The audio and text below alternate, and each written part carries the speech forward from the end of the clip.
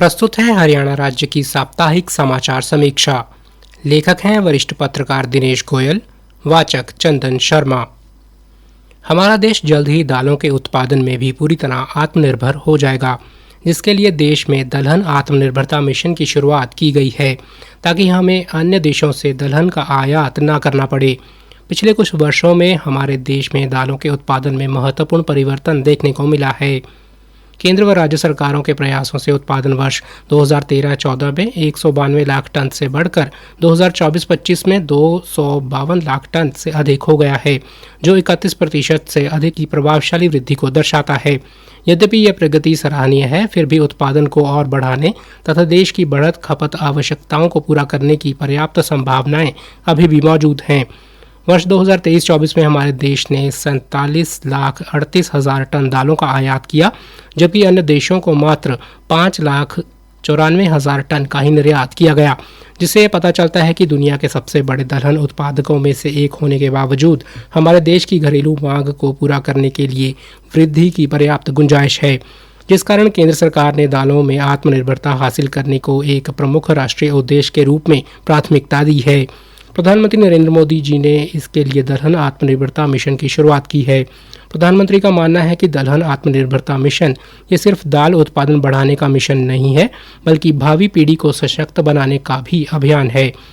बीते 11 वर्षों से केंद्र सरकार का निरंतर प्रयास रहा है कि किसान सशक्त हों, जिसके लिए ज़रूरी है कि खेती में ज़्यादा निवेश किया जाए। किसानों को बेहतर बीज, भंडारण सुविधाएं और उपज की सुनिश्चित खरीद से सीधा लाभ मिले। देश में बढ़ती आय और संतुलित भोजन के प्रति बढ़ती जागरूकता के कारण भी दालों की मांग लगातार बढ़ रही है, जिस कारण दालों की घरेलू उत्पादन बढ़ाने की मांग लगातार बढ़ रही है। प्रधानमंत्री ने दिसंबर 2027 तक भारत को दालों के मामले में पूरी तरह आत्मनिर्भर बनाने का महत्वाकांक्षी लक्ष्य निर्धारित किया है, जिसमें विशेष रूप से अरहर, उड़द और मसूर पर ज़्यादा ध्यान केंद्रित किया गया है।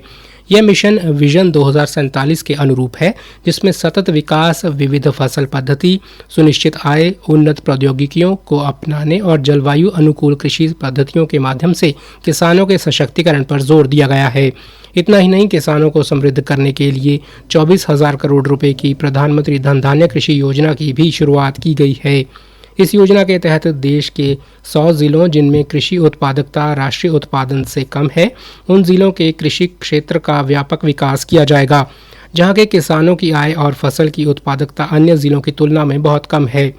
प्रधानमंत्री नरेंद्र मोदी ने कृषि योजना की शुरुआत करते हुए कहा कि इस योजना का मुख्य उद्देश्य देश के हर खेत तक सिंचाई सुविधा पहुंचाना, फसल उत्पादकता बढ़ाना, किसानों को आसान ऋण और भंडारण सुविधा प्रदान करना है। इसके अतिरिक्त किसानों को नई कृषि तकनीकों को अपनाने के लिए प्रोत्साहित करना है। केंद्र सरकार का लक्ष्य है कि वर्ष 2030 तक इन 100 जिलों में कृषि उत्पादन को राष्ट्रीय औसत तक लाना है। देश भर के जिन 100 जिलों को इस योजना के लाभ के लिए शामिल किया गया है, उनमें हरियाणा का नूंह जिला भी शामिल है। संभावना है कि 1,70,00,000 किसानों को धन धान्य कृषि योजना का लाभ मिलेगा। प्रधानमंत्री का मानना है कि ये 2 योजनाएं देश के किसानों का भाग्य बदलने का काम करेंगी। इन योजनाओं पर सरकार करीब 35,000 करोड़ रुपए से ज़्यादा खर्च करने वाली है। हरियाणा के मुख्यमंत्री नायब सिंह सैनी ने इन योजनाओं का स्वागत करते हुए कहा कि आज का दिन भारत के कृषि इतिहास में स्वर्णिम अक्षरों में लिखा जाएगा। ये योजनाएं राष्ट्र की खाद्य सुरक्षा सुनिश्चित करने, किसानों की आय बढ़ाने, पोषण युक्त अनाज उपलब्ध करवाने और भारत को दुनिया की फूड बास्केट बनाने की प्रधानमंत्री की प्रतिबद्धता का प्रमाण है। प्रदेश में वर्ष 2019-20 में दलहन के अधीन लगभग 1,95,000 एकड़ क्षेत्र था, जो वर्ष 2024-25 में बढ़कर 2,67,500 एकड़ हो गया है। राज्य सरकार द्वारा इस क्षेत्र को और बढ़ाने के प्रयास किए जाएंगे। राज्य सरकार द्वारा किसानों को सीधा लाभ पहुंचाने के लिए ई खरीद पोर्टल के माध्यम से पिछले 10 सीजन में 12 लाख किसानों के खातों में एमएसपी पर फसल खरीद के 1,48,000 करोड़ रुपए डाले गए हैं।